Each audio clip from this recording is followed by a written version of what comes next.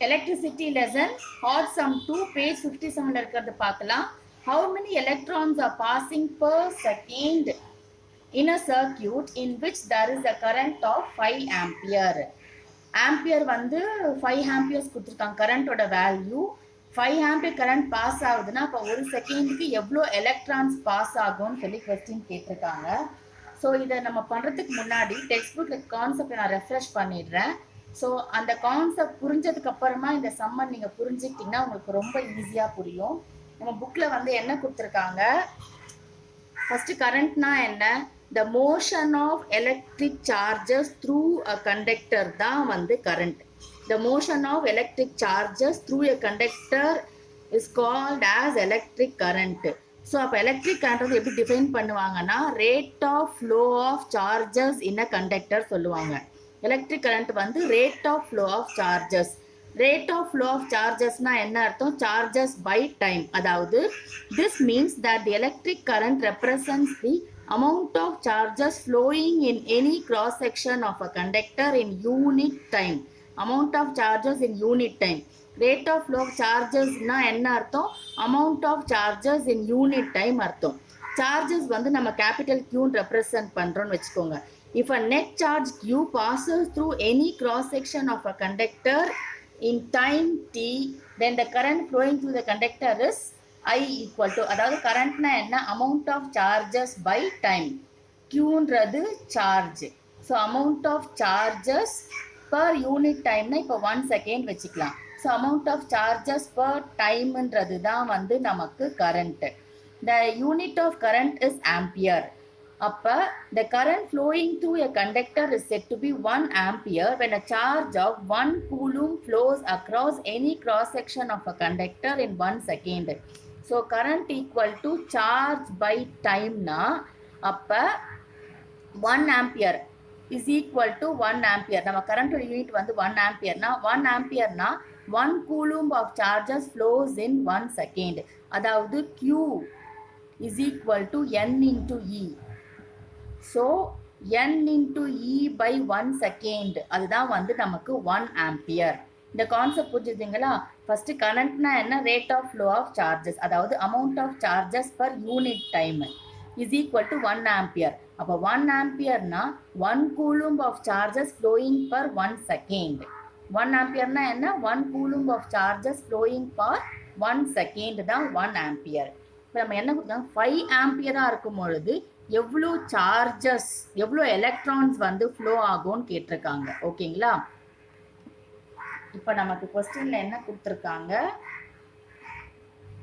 given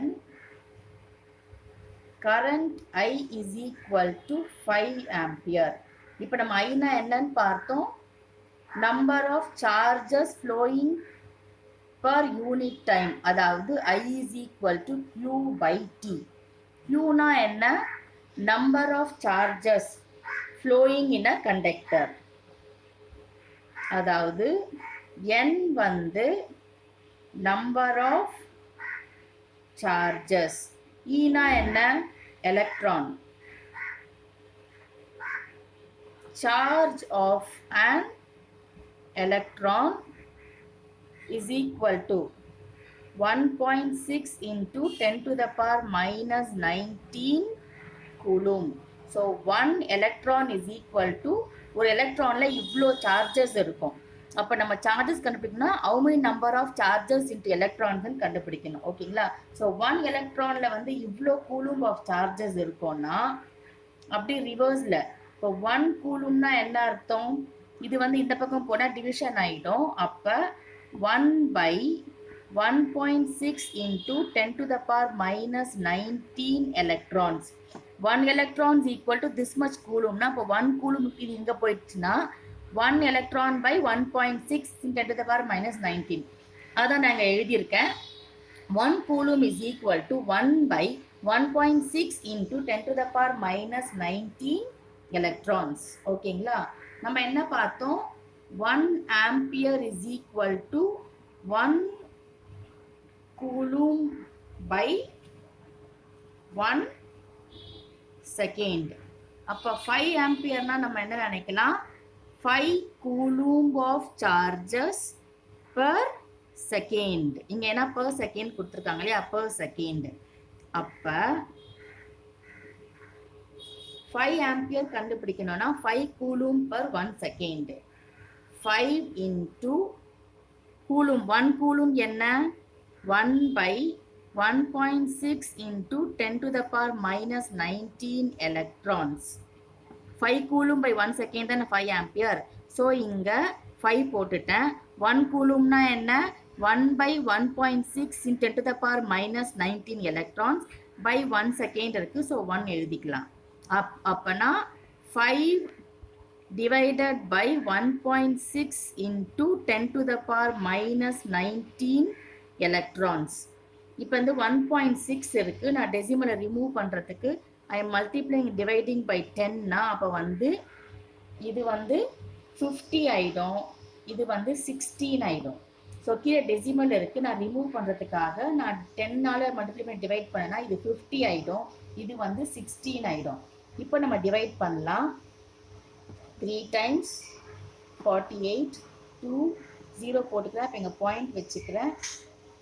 அப்போ 1 time தான் போகும். 16 பேலன்ஸ் 4 0, 2 times 32 பேலன்ஸ் 8 0, 5 times கரெக்டாக போகும். ஸோ நமக்கு ஆன்சர் என்ன வந்திருக்கு, 3.125. இந்த 10 to the power minus 19 வந்து மேலே போயிடுச்சுன்னா ப்ளஸ் ஆகிடும்.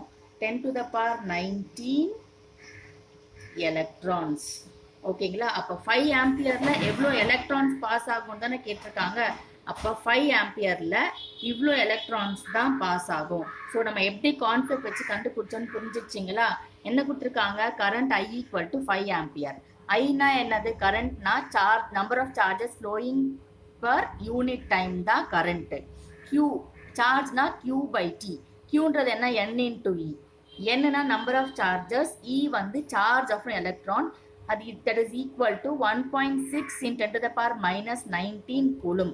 1 electron வந்து this much கூலும்னா அப்போ 1 கூலும் என்ன, 1 by this much electrons.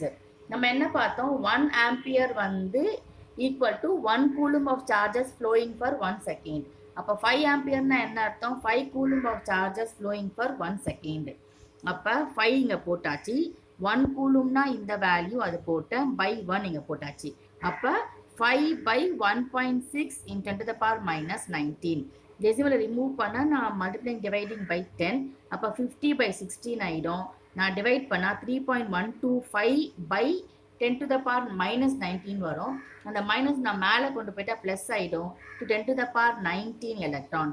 So 5 ampere current pass ஆகுதுன்னா அதில் இவ்வளோ எலக்ட்ரான்ஸ் பாஸ் ஆகிருக்குன்றது தான் நம்ம கண்டுபிடிச்சிருக்கிறது.